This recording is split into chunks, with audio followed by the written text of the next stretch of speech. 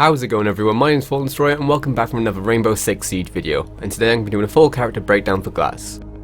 So Glaz is an attacker for Spetsnaz, and has a rank 2 for both armor and for speed. This gives Glaz a lot of freedom on how you're going to approach any situation while you play with him. Glaz only has one primary weapon, which is the OTS. I use the reflex sight and the flash hider. You could throw on the suppressor if you want, as it's still going to be a 2-shot kill. But my reason for not using it is because the bullet trails give you away anyway, so is the sound mask really going to do that much? So this gun packs a serious punch and will only take 2 shots to kill an enemy no matter where you hit them. Unless of course you get a headshot, then it's going to be a 1-shot kill. So if you're new to playing him, don't be afraid to go for body shots until you become more comfortable using him. For his secondary, he has a choice between the GSH-18 and the PMM. If you want the higher damage, then go for the PMM, and if you want the larger clip, then go for the GSH. And finally, for his gadgets, he has a choice between smoke grenades and breaching charges. Now, I would suggest you always take breaching charges, as often Glaz is one of the last players left alive, and so having the ability to blow out a wall or a window instead of having to melee it will give him better odds. Glaz's special ability is linked to his marksman rifle, and it's his HDS flip sight.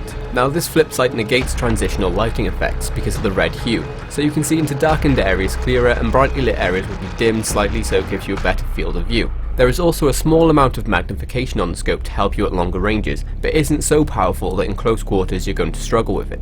Glaz's rifle is also capable of shooting directly through Castle's Kevlar barricades. Although you won't be able to see where you're firing, if you have a teammate on a drone tagging enemies, it becomes a very useful feature. So it took me a while to really figure out where Glaz is going to be most useful. Obviously he's really good at long range, but only half the maps have really good positions, in which Glaz can utilise raised platforms, and it wasn't until towards the end of the round, when I was one of the last people left on my team, that I discovered how versatile Glaz could be.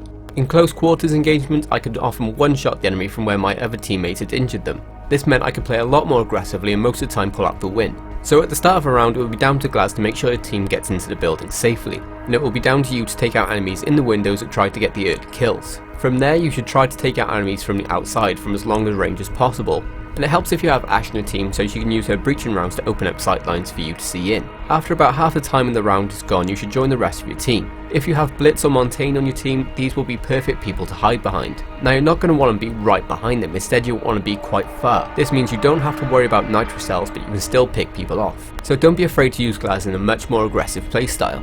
Even if you're looking into a room while rappelling, with his scope you can see into the rooms clearly, and using quick peeks into the window will allow you to get some very quick headshots, so don't think the scope is only useful for outside, as it's possibly more effective when used inside. So I'd love to hear from you guys your thoughts and tips for Glaz, so just let me know down below in the comments. And if you're looking for help freestarring situations or other operator breakdowns, then look in the description for the links.